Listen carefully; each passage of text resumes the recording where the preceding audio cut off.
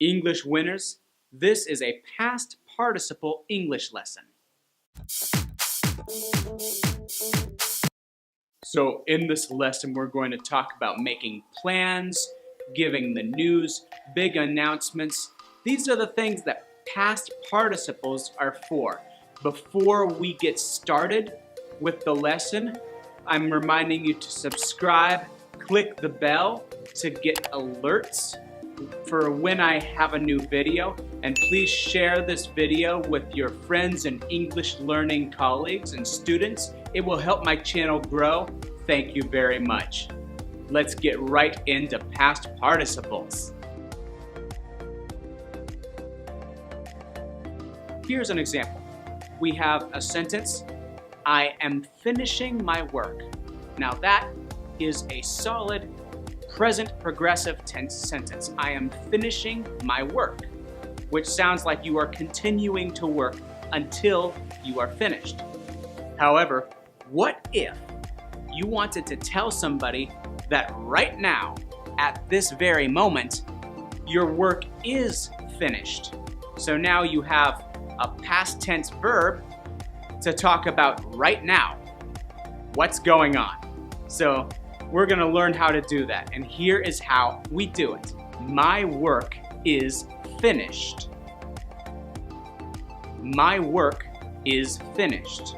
So when you say my work is finished, we have the present tense form of be, is, and the past tense of finished to show that right now, at this very moment, your work is completed, done, finished. You can also use past participles to make more complicated sentences, often using the words have or had. Here are some examples. He has lost his wallet. He has lost his wallet. Sorry, I didn't answer. I had just made dinner when you called. Sorry, I didn't answer. I had just made dinner when you called. We have found a new location for our office. We have found a new location for our office. So why do this? Well, simply putting have or has introduces urgency. It tells people that something is happening right now. And when something is urgent, it causes people to listen, right? So you'll hear, I had just completed this. We have just started that. Airplane has landed. Elvis has left the building. These are all urgent things. So you'll hear these a lot in speeches, in news reports, in announcements, anything where people need to listen, okay? Now, how do you explain that something is going to be finished in the future?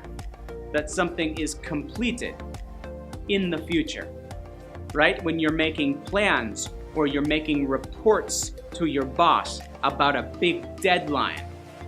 This is important, and so the past participle will help you make future sentences also.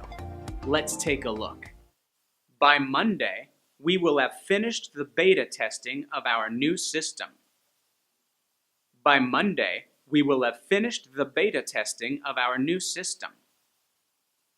By the time the CEO has finished his tour of the factory, the ribbon-cutting ceremony will be ready.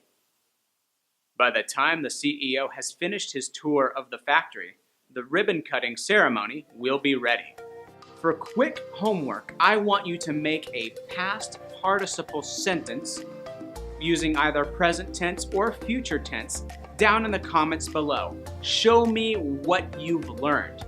Does this help you? I want to know about it. Tell me right down there in the comments.